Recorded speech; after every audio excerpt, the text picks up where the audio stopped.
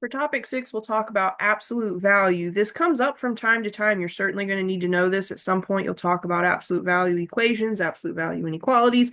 So at this point in time, we just need to have a general understanding so that we understand the definition of absolute value so that later it's not so alarming. Okay, so definition, the absolute value of a number is that number's distance from zero. Because distance is non-negative, so is absolute value. So you could go backwards a distance, but you're still going backwards a positive distance. You could dig down, you're still digging a positive distance down. So distance is non-negative. Since absolute value is a distance, absolute value is also non-negative. Now, we use these vertical bars around a number. So those are called absolute value bars, and that would indicate that we're looking for that number's distance from zero. Be careful, absolute value bars and parentheses, they don't really look the same, but sometimes students get them confused. So just make sure you're really clear on when it's absolute value. So vertical bars that are parallel to each other. Okay, so we use absolute value bars to indicate an absolute value or a distance from zero. For example, the absolute value of -6 looks like absolute value bars with a -6 inside. Okay, so I've got a little visual here for absolute value. It's the distance from the point to zero.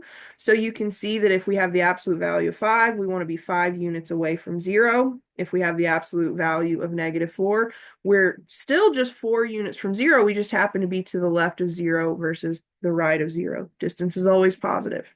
Okay, so finally, looking at the absolute value, whoops. When we're looking at the absolute value of different numbers, we need to be able to do a little bit of work here. It's pretty straightforward. It's not something that students generally struggle with too much. Now, for this one, we have the absolute value of 0. Well, we've got a number line. We've got 0. How far is 0 from 0? It's just not far. It's right there. They're the same. So we would say the absolute value of 0 is just 0. It's 0 units away from itself. Okay?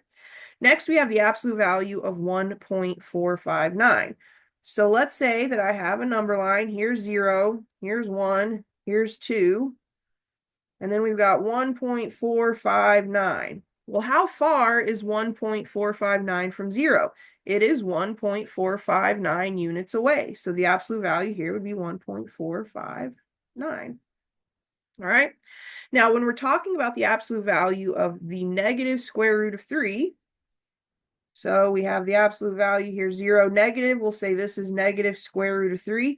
How far is negative square root of 3 from 0? It's square root of 3 units away from 0. It happens to be to the left. That's what the negative tells us, go to the left instead of the right.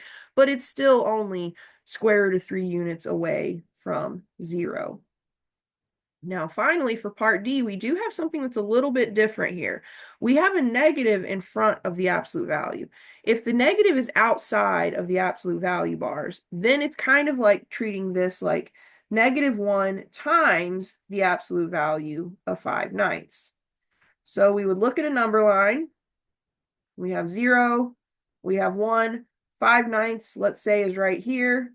So how far is 5/9 from 0? It's 5/9 units away, but we need to take that and multiply it by this -1 because we have the -1 in front of the absolute value. So this is the only time you'll get a negative absolute value. So if you have absolute value with a negative in front of it, that's like multiplying the absolute value by -1, which does make your answer negative.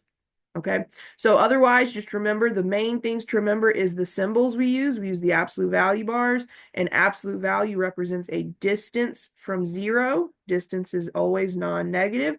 So your answer is going to be positive unless you have a negative in front of your absolute value bars.